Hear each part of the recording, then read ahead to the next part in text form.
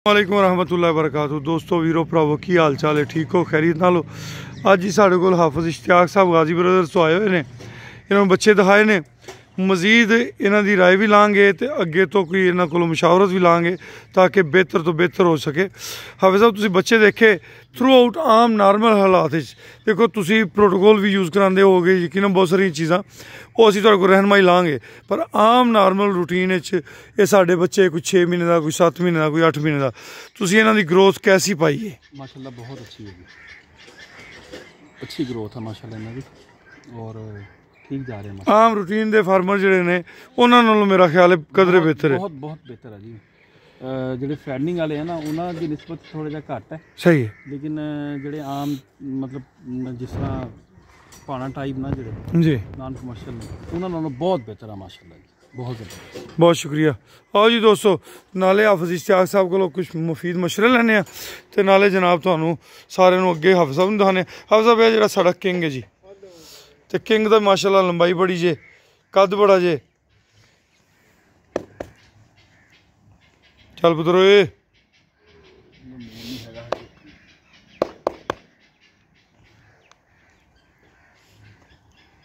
मस्ती च जी। आहो ए साढ़ा याफूर है जी। बच्चे माशाल्लाह सारे ही साढ़े जेह्ड़े ना अल्हम्दुलिल्लाह खूबसूरत भी ने, सेहतमंद भी ने। अपर जानी जे, जानी बच्ची का नाम है जी। ते बच्चे अल्हम्दुलिल्लाह जी केयर कोशिश करने अपने कोलों, दुध फीडिंग पूरी कराने, खुराक बेहतर देने की कोशिश करने।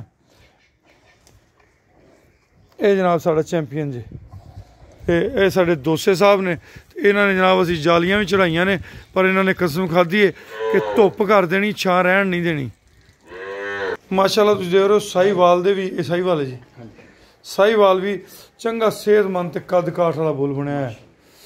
इत्थे एक साढ़ा बरकत भी होना जी, बरकत भी तुहानूं दिखाने। बरकत नहीं नजर आ जी। सब कुछ जानवर जो ना वो आर्टिफिशियल इंसैमिनेशन ते नहीं ठहरते नहीं, हाँ, तो फिर उन्होंने वास्ते नुकरा बोल रखा है ताकि कंसीव रेट बेहतर तो बेहतर हो।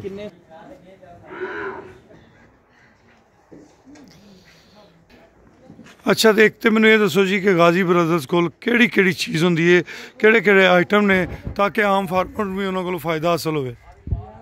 सर गाजी दे कोल अलहमदुलिल्लाह फार्म के हवाले, डेयरी फार्म के हवाले दे नाल ना डेयरी फार्म ते जिहड़ी भी चीज़ की जरूरत है जी, मतलब टैग है ने, जो तुसीं हुण इहदी खुर बना रहे हो जानवरों के जी, इन्हां दे लाने वास्ते सोलका हूव जल के नाम तो प्रोडक्ट है, टैग है ने, न्यूट्रिशन तकरीबन आलमोस्ट फार्म की जरूरत जी है गाजी ब्रदर ने पूरी की हुई।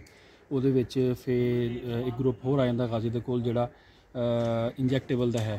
जी भी थानू इंजैक्टेबल जी भी चीज़ चाहिए, एंटीबायोटिक है या एंटी इन्फ्लेमेशरी है, जी भी है वो थानू वो भी मिल जाती है। उहदे गाजी दे कोल अलहमदुलिल्लाह रेंज पूरी है फार्म की, ठीक है, तो पोल्ट्री भी ते सी। अच्छा, पोल्ट्री भी जी माशाल्लाह, पोल्ट्री दे विच तो माशाल्लाह बहुत ज़बरदस्त है, ठीक है।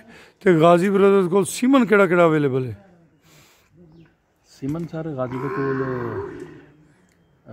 अमेरिकन है, CRI कंपनी का, ठीक है, और उहदा जिहड़ी रेंज है ना तकरीबन अवेलेबल है पूरी, ठीक है। CRI कंपनी, यानी कि उहदे ब्राह्मण भी हैगे ने, वो एक फैंगस है की नाम दा, एंगस वो भी है, ठीक है। तो अपना दूसरा आ गया दो मिल्किंग वाले पासे आ जाओ। मिल्किंग वाले पासे ते तकरीबन ना साढ़े कोल जी रेंज पूरी है, CRI दी असीं इस्तेमाल कर रहे हैं अमेरिकन, सही, ते उहदी रेंज पूरी है साढ़े कोल अलहमदुलिल्लाह। यानी कि जर्सी, होलस्टन फ्रीजियन भी है, जर्सी भी है, ठीक हो गया।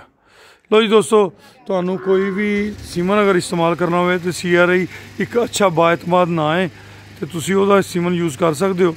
मिल्किंग वास्ते भी तो मीट प्रोडक्शन वास्ते भी, मीट प्रोडक्शन बेहतर करने वास्ते CRI का सीमन तुहानू अवेलेबल मार्केट में। लो जी, तुसीं वेख लो कि ये आज़ाद खान जरा ना बड़ा शरारती जे, ये माँ दी नहीं हैगी, पर वो ये पिछे लगा है कि भी तू मैनू दुध पिया। अपनी माँ के खुर बनते पे ने, उधर बिजी है, तो ये जनाब पूरी कुश्ती ये नाल है, तो मजाल झकदा होवे, कहंदा खाला जी पिला दो, कोई नहीं, ये अपना आज़ाद है जी। ਮਾਨਸੋ।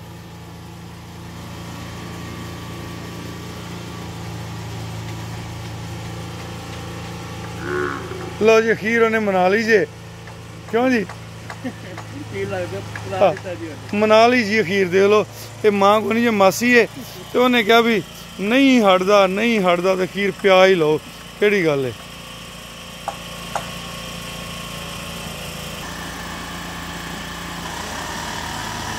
ਇਹ ਆਪਣੀ 7 ਨੰਬਰ ਗਾਏ, ਵੈਸੇ ਤਾਂ ਇਹਦਾ ਬੱਚਾ ਹੋਰ ਹੈ ਜੀ, ਤੇ ਪਰ ਇਹ ਆਜ਼ਾਦ ਖਾਨ ਜਿਹੜਾ ਨਾ ਸ਼ਰਾਰਤੀ ਬੱਚਾ ਹੈ, ਉਹਨੇ ਕਿਹਾ ਮੈਂ ਤੇਰੇ ਤੋਂ ਹੀ ਪੀਣਾ ਖਾ ਲਾ। ਲੋ ਜੀ ਆਜ਼ਾਦ ਖਾਨ ਦੀ ਜਿਹੜੀ ਅੰਮਾ ਹੈ ਨਾ, ਇਹਦੇ ਬਣਦੇ ਪਏ ਜੇ ਖੁਰ, ਤੇ ਇਹ ਜਿਹੜਾ ਨਵਾਂ ਜਾਨਵਰ ਆਉਂਦਾ ਨਾ ਜੀ, ਪਿਛਲੇ ਮਾਲਕ ਇਹਨਾਂ ਦੀ ਕੇਅਰ ਐਡੀ ਅੱਛੀ ਨਹੀਂ ਕਰਦੇ, ਉਹਦੀ ਵਜ੍ਹਾ ਤੋਂ ਖੁਰ ਬਹੁਤ ਜ਼ਿਆਦਾ ਵੱਧ ਜਾਂਦੇ ਨੇ। ਤੇ ਜੋ ਇੱਥੇ ਜਾਨਵਰ ਆਉਂਦੇ ਨੇ, ਸਾਡੀ ਕੋਸ਼ਿਸ਼ ਹੁੰਦੀ ਇਬਤਦਾਈ ਤੌਰ 'ਤੇ ਉਹਨਾਂ ਦੇ ਖੁਰ ਸ਼ੁਰ ਬਣਵਾਈਏ। ਬਹੁਤ ਜਲਦੀ ਇਹਨਾਂ ਸਾਰਿਆਂ ਦੇ ਇਨਸ਼ਾਅੱਲਾ ਸਿੰਘ ਵੀ ਬਣਵਾਵਾਂਗੇ ਜੀ। ਤੇ ਚਾਚਾ ਅਬਦੁਸਤਾਰ ਹੀ ਨੇ ਜੀ ਪੱਕੇ, ਇਹਨਾਂ ਨੇ ਆਉਣਾ ਹੁੰਦਾ। ਹਾਂ ਨੈਟ ਤੇ ਚੜਾਵਾਂਗੇ ਜੀ। ਆਹੋ 135 ਚੱਕ। ਚਾਚਾ ਅਬਦੁਸਤਾਰ ਕੋਈ ਫੋਨ ਸ਼ੋਨ ਨਹੀਂ ਆਉਂਦੇ? ਕੋਈ ਨਾ ਆਇਆ ਕਰਾਂਗੇ ਪੈਂਡਾ ਬੜਾ ਯਾਰ, ਨਹੀਂ ਤੇ ਫੋਨ ਤੋਂ ਬੰਦੇ ਜ਼ਰੂਰ ਕਰਿਆ ਕਰ। ਠੀਕ ਹੈ ਜੀ, ਕੁਛ ਚੀਜ਼ਾਂ ਹਾਫਿਜ਼ ਸਾਹਿਬ ਨਾਲ ਮੈਂ ਪਰਸਨਲ ਬੈਠ ਕੇ ਡਿਸਕਸ ਕਰਾਂਗੇ ਇਨਸ਼ਾਅੱਲਾ, ਤੇ ਤੁਹਾਡੇ ਨਾਲ ਵੀ ਇਨਸ਼ਾਅੱਲਾ ਬਾਅਦ 'ਚ ਡਿਸਕਸ ਕਰਾਂਗੇ। ਹੁਣ ਕਿਉਂਕਿ ਅਸੀਂ ਜ਼ਰਾ ਦੂਜੇ ਕੰਮਾਂ 'ਚ ਮਸਰੂਫ ਹਾਂ, ਇਜਾਜ਼ਤ ਦਿਓ, ਰੱਬ ਦੇ ਹਵਾਲੇ। ਅੱਲਾ ਹਾਫਿਜ਼।